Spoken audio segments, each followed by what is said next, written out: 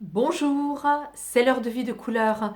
Pour notre équinoxe du printemps, notre semaine du 21 au 27 mars, regardez, tout de go j'y vais.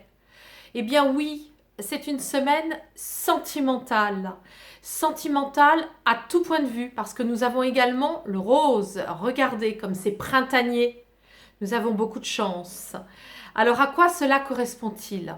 Je vais vous convoquer sur une zone très particulière et je vais faire un peu exprès de vous taquiner et de vous demander de faire des choses cette semaine. Il ne s'agit pas seulement de parler de la symbolique des couleurs. Certes, l'impact physiologique de la couleur, vous la connaissez maintenant, hein, elle est vibratoire. Donc quand vous portez du vert, hein, vous apportez des énergies de partage et d'amour terrestre. Et comme nous avons le rose, nous avons aussi l'amour céleste, c'est-à-dire une énergie d'amour incommensurable, très cristallin, qui nous fait tirer des larmes de joie. Vous voyez, donc là, on est dans toute cette zone ici, la zone du cœur. Dame Nature est très généreuse au printemps. Nous nous allongeons sur son gazon, l'herbe verte qui nous embrasse, hein, les bras embrassés. Elle nous embrasse pour nous demander quoi? Eh bien, nous demander d'entrer dans notre zone de cœur. Mais ça veut dire quoi, entrer dans une zone de cœur? Ce sont les sentiments, le cœur, l'émoi. On est très loin des émotions. Les émotions, rien à voir avec les sentiments. Les sentiments, regardez, vous pouvez très bien aimer quelqu'un qui ne vous aime pas, comme c'est souffrant et comme c'est aussi agaçant d'être aimé quand on n'aime pas. Vous voyez, on est vraiment avec toutes ces énergies-là. Et comme tout est karmique, nous aimons en général des gens que nous avons déjà aimés ou que nous n'avions pas aimés dans d'autres vies et qui nous ont aimés. Et en fait, ce nettoyage karmique nous demande justement d'aller sonder notre intériorité dans cette zone des sentiments. Si quelqu'un ne vous aime pas et que vous l'aimez, vous savez très bien que les sentiments, ça ne se commande pas. Alors, que faites-vous? Eh bien, vous seriez tenté justement de tout bloquer, de dire, ben oui, mais moi je l'aime, je ressens, ça vibre, j'ai des papillons dans le cœur, j'ai des papillons dans mon être, et je ne peux rien y faire. Mais vous avez raison, au contraire, même si la personne ne vous aime pas, il vous est donné à vivre ça, eh bien c'est précieux. Gardez ça dans votre cœur. Bien au contraire, ne le bloquez pas. Ne le fermez pas en vous disant « Ah, mais puisque c'est comme ça, eh bien personne ne m'aimera, et puis de toute façon, je ne serai jamais aimé. » Mais pas du tout, c'est tout l'inverse. Vous avez ressenti des choses très précieuses. Et ces ressentis, plus que des ressentis, ce sont des sentiments. Ces sentiments, en fait, vous demandent d'explorer encore plus votre capacité d'aimer. Parce que c'est à l'infini. Comme vous vibrez de l'amour, vous vibrerez encore plus et encore plus et encore plus. Voilà ce qui nous est demandé avec ce vers cette semaine. Et vous voyez cette espèce de réciprocité réclamée et tout le temps, ce que je vois beaucoup dans les rendez-vous que j'ai avec les consultations. Et c'est bien normal, nous venons en incarnation, nous avons envie d'être heureux dans l'amour. Nous avons envie que cela soit partagé, de ressentir de l'amour et que l'autre sente aussi de l'amour. Mais bien sûr que c'est tout à fait légitime.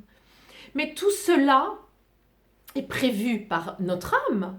Mais notre âme prévoit aussi de faire des réparations sur notre zone de cœur, où nous avons pu peut-être exploiter l'amour, les sentiments de quelqu'un dans d'autres vies.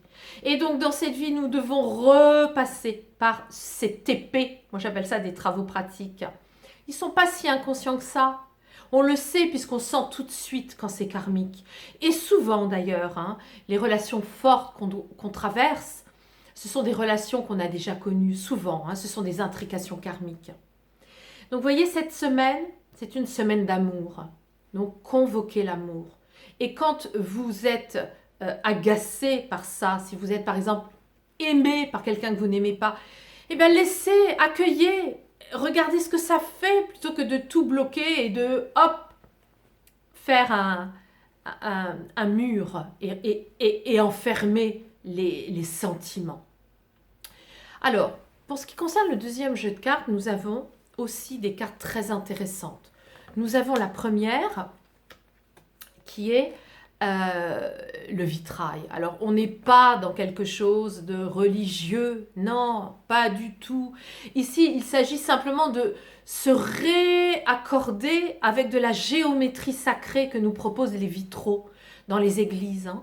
Donc, allez dans les églises, et puisque nous sommes dans la semaine de l'amour, demandez de l'amour dans ces lieux de recueillement. Regardez comme c'est beau. C'est une très très belle semaine, hein, à tout point de vue.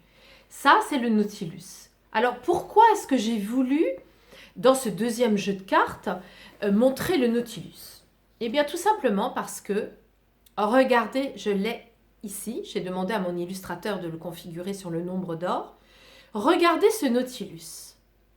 Le Nautilus, c'est notre vie, voyez? C'est la tranche de notre vie terrestre. Du début, voilà, jusqu'à la fin. Notre âme sait, elle a déjà fait le programme pour progresser, le progrès de l'âme. Et regardez, si nous avons des aspérités, si par exemple, je ne sais pas moi, à 7 ans, vous avez une aspérité, peut-être que vos parents vont mourir d'un accident de voiture ensemble et que vous aurez beaucoup à souffrir.